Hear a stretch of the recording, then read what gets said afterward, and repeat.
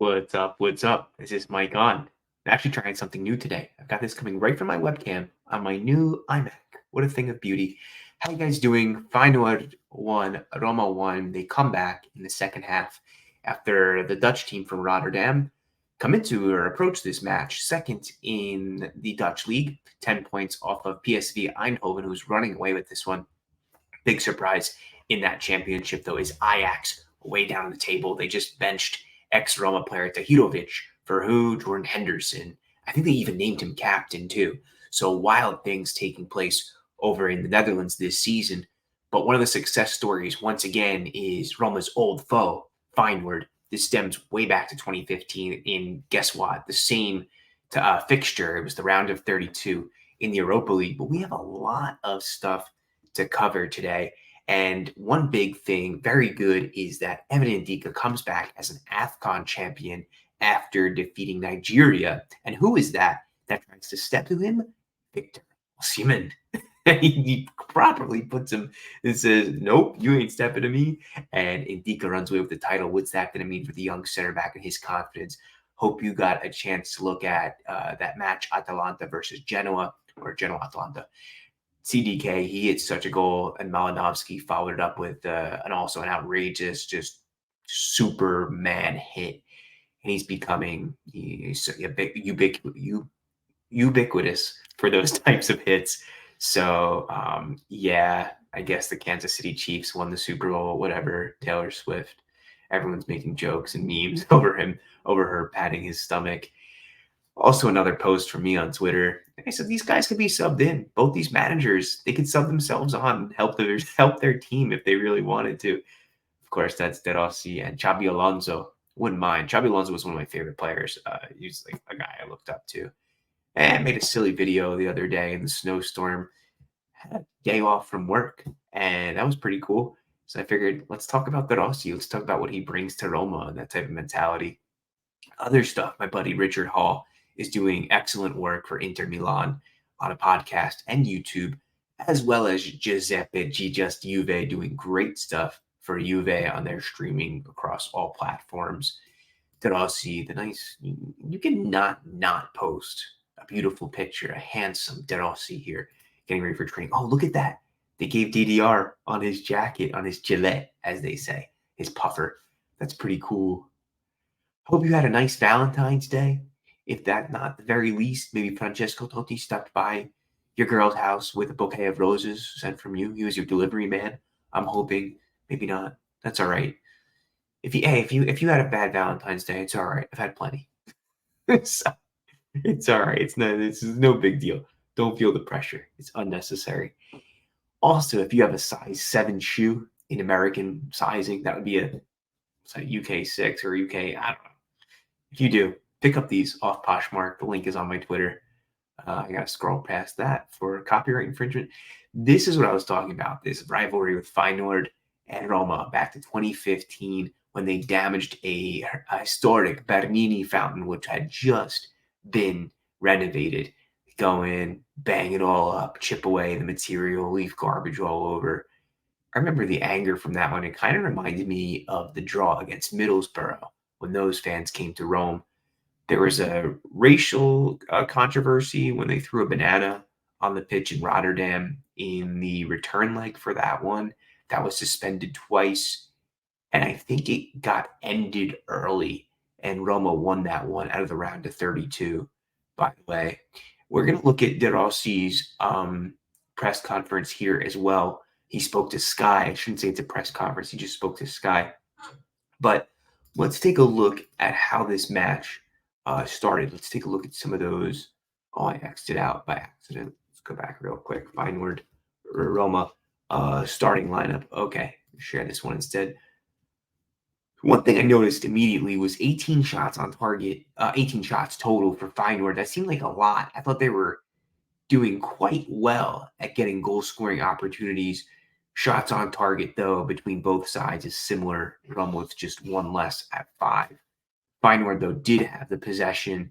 This is a team which really got spurred on by the 12th man today. And they did a good job. Look, Arne Slot is a good manager. I think he's going to be in the Premier League next season. I know I probably said the same thing last summer. a bunch of corners between the two sides. Ultimately, Roma does score off their corner, and Feyenoord scores at the end of the first half, and then it's Roma who needed to respond, and that's not when you want to let in a goal right before the half. That's a stinky time to get one in. That kind of kills the mood and any momentum you had going into halftime. It totally changes your halftime talk too, as the boss. Lineups here, Feyenoord was missing half their team, guys, including their keeper, as well as their best player, Santiago Jimenez, who has 19 goals out of 22 games. And you know what? I looked him up because I was like, this kid has got to be worth a pretty penny now. According to transfermarket.com, which is usually somewhat accurate, it's a good ballpark figure, 50 million euros. Last club linked to him, Tottenham. I know a team who could probably use a striker going into next season. 1.82 meters. He's born in Argentina, but he plays for Mexico. He's a Mexican international, and I'm gonna assume he has Italian heritage if he's born in Argentina. But then again, his last name's Jimenez. Definitely on one side, though. You'd think he has to be at least because Italy does not have. You can't apply to be a citizen if you don't have Italian blood. You can't have citizenship. I think maybe only if you marry, but he's not married. He's single, so whatever.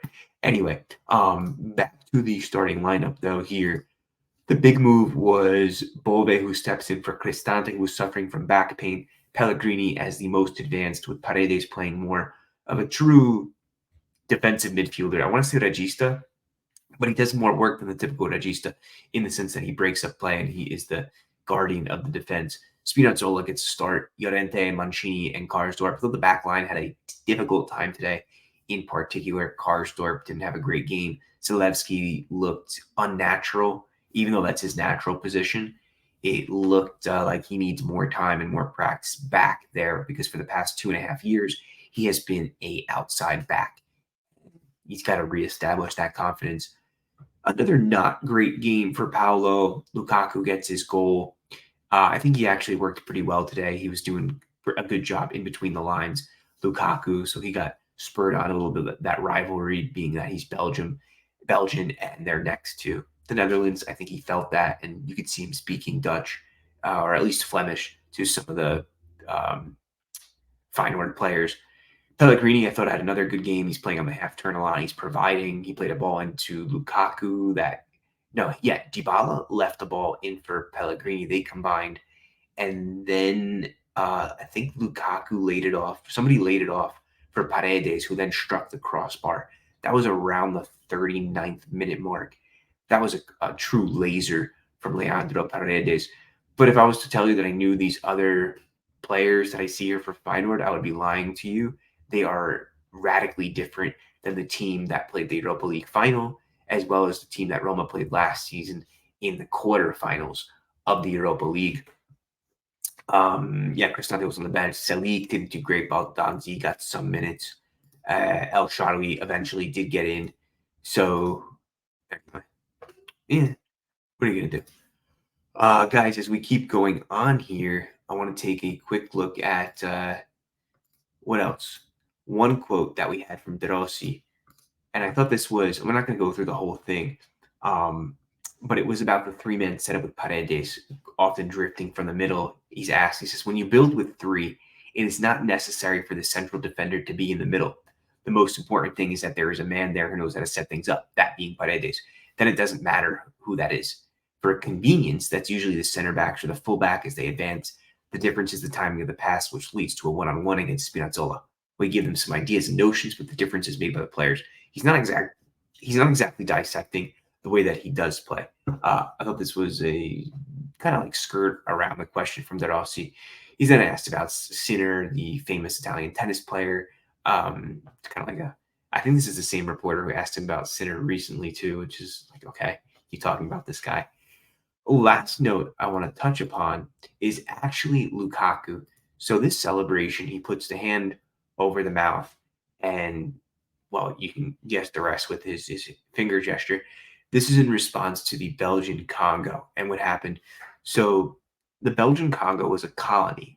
However, it wasn't Belgium's. It was the King of Belgium's private colony, not to be confused with that of a sovereignty, like a king and queen telling someone, go out and settle this land for the country. It wasn't for the land, it was for him. It was a private colony. How do I know this? During college, I read a book called King Leopold's Ghost. I'm also a history professor, so that helps. And I looked into this stuff quite a bit over the years. So there isn't an accurate figure. Somewhere between 5 to 10 million deaths. People were killed. They were forced to go get rubber out of the trees. Rubber originally grew on trees before it was synthetic, and this is in response to that. His heritage is Congolese. It's a very sad situation when you look back on the genocide and how people were treated. They had their hands cut off when they didn't get enough quota, their quota of the day, uh, malnourished, forced into just essentially slave conditions. So that's where that comes from. Maybe I'll make a short or something going into the Frosinone match. This Sunday, we'll definitely be doing a live stream. We might have my buddy Patrick, who I first started my podcast, our podcast with ours, actually, way back in like 2012. So that would be amazing to get that back. I think that there's maybe a need for another Roma podcast too, to be honest with you. Uh, but definitely, as far as a partner, it would be so cool to have him. Let me know what you thought of the match. Subscribe if you haven't. I'm sure you have. Thank you. All right, guys. We'll talk soon. And thank you very much. Ciao.